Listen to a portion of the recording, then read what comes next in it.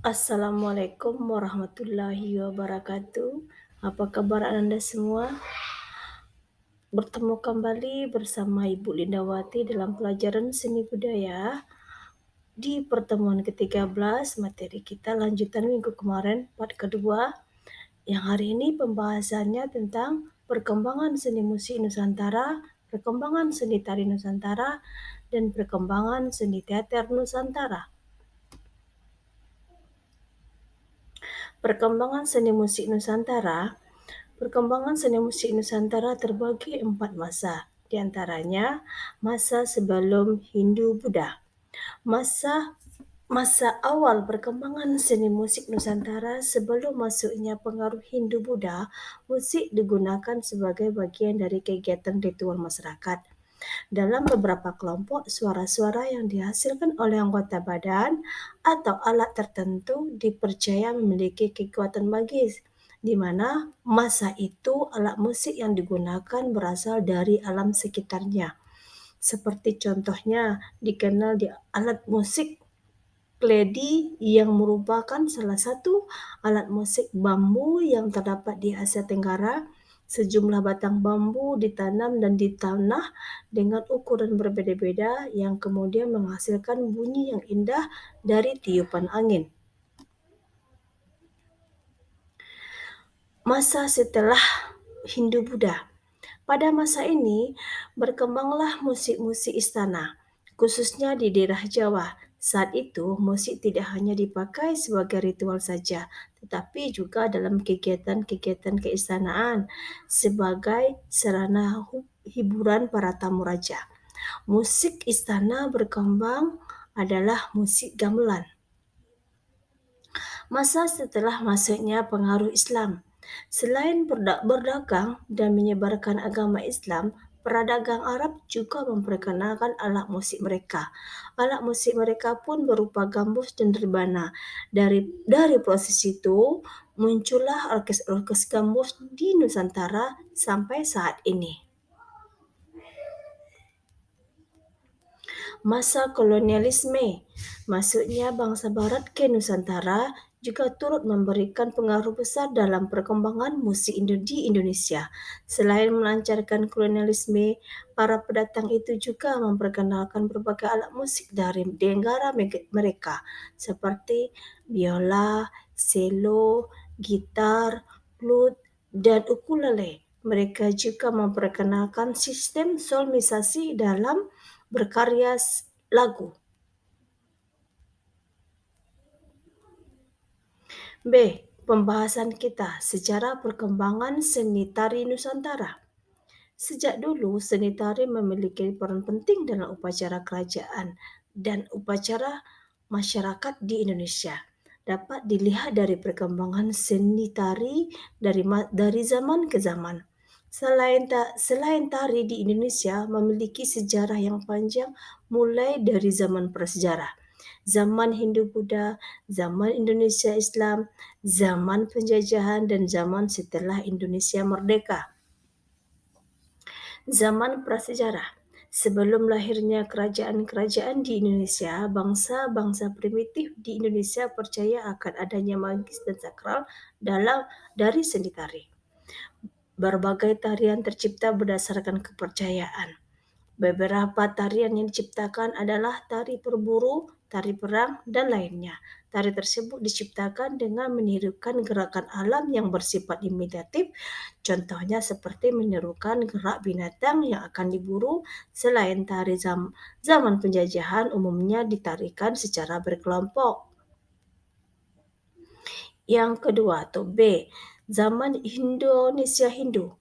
Pada zaman ini, seni tari kebanyakan dipengaruhi oleh budaya dan peradaban dari India yang dibawa oleh para pedagang.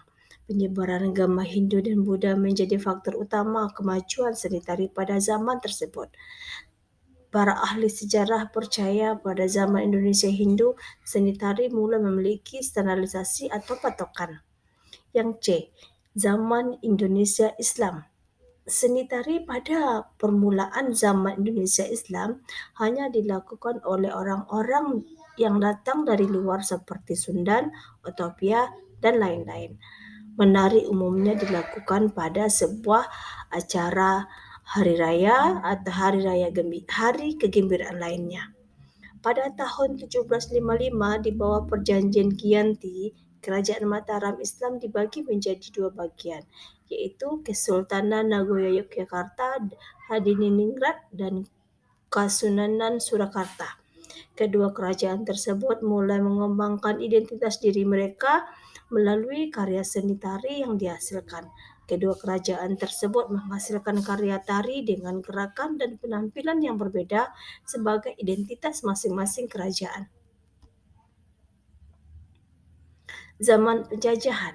Walaupun pada masa penjajahan seni tari di Indonesia mengalami kemunduran dan tidak berkembang karena suasana peperangan, tetapi seni tari dalam istana masih terpelihara secara baik. Namun, seni tari hanya dilakukan untuk acara-acara penting seperti penyambutan tamu raja, perkawinan, dan penobatan raja baru. Salah satu karya tari yang terinspirasi perjuangan rakyat pada zaman penjajahan adalah tari Prawiroguno. Tari Prawiroguno adalah seni tari tradisional asal dari Jawa Tengah yang menggambarkan prajurit Indonesia sedang berlatih dengan membawa senjata dan tameng sebagai alat melindung diri. Zaman Indonesia setelah merdeka. Setelah Indonesia merdeka, fungsi seni tari dalam masyarakat mulai berjalan kembali. Seni tari kembali digunakan sebagai upacara adat dan upacara keagamaan. Seni tari sebagai hiburan juga terus berkembang. Sekarang sudah mulai banyak sekolah-sekolah dan tempat khusus yang mengajarkan seni tari sebagai salah satu mata pelajarannya. Mulai banyak penggemar seni tari modern seperti dance, tari balet, tari breakdance yang ada di Indonesia.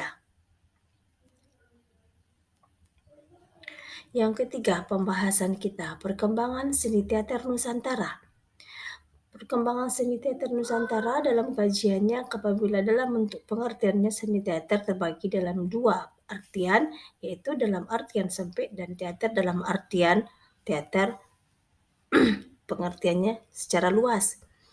Yang pertama yaitu teater dalam artian sempit. Teater dapat diartikan sebagai drama, kisah hidup, atau kehidupan manusia baik fiktif maupun nyata yang diceritakan dan dipentaskan di atas panggung atau pentas kemudian didiskusikan oleh orang banyak yang mengacu pada panduan teks atau naskah.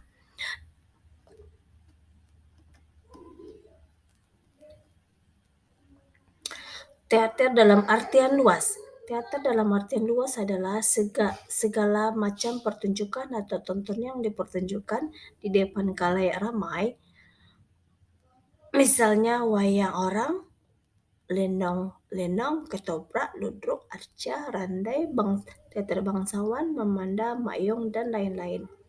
Kemudian perkembangan seni teater di Nusantara terbagi di antaranya teater tradisional. Teater tradisional adalah teater yang tumbuh dan berkembang yang diajarkan secara turun-temurun dari generasi ke generasi oleh masyarakat tersebut. Kemudian perkembangan teater yang kedua adalah teater transisi atau modern. Adalah merupakan teater tradisi daerah yang sudah dipengaruhi oleh teater gaya barat. Kemudian yang ketiga, teater Nusantara dari tahun 1920-an. Kemudian yang keempat, teater Nusantara tahun 1940-an. Yang kelima, teater Nusantara tahun 1950-an. Yang keenam, teater Nusantara tahun 1970-an. Yang ketujuh, teater Nusantara tahun 1980-an sampai dengan 1990-an. Kemudian yang kedelapan adalah teater kontemporer. Dari penjelasan Ibu dari awal tadi sampai sekarang, apakah Nanda sudah paham semua? Mudah-mudahan paham ya. Jadi untuk kuis kita hari ini, yang pertama, jelaskan perkembangan seni budaya Nusantara sebagai berikut. Seni musik Nusantara, seni tari Nusantara, dan seni teater Nusantara. Yang kedua, pada masa penjajahan, seni tari di Indonesia mengalami kemunduran dan tidak berkembang karena suasana peperangan. Coba Nanda jelaskan kenapa demikian. Oke, Bekerjalah dengan jujur karena kejujuran adalah modal dari segalanya. Mudah-mudahan Anda dapat nilai yang bagus ya. Sekian terima kasih, semoga Anda sehat selalu. Ibu sudahi dengan wassalamualaikum warahmatullahi wabarakatuh. Ketemu lagi untuk video berikutnya.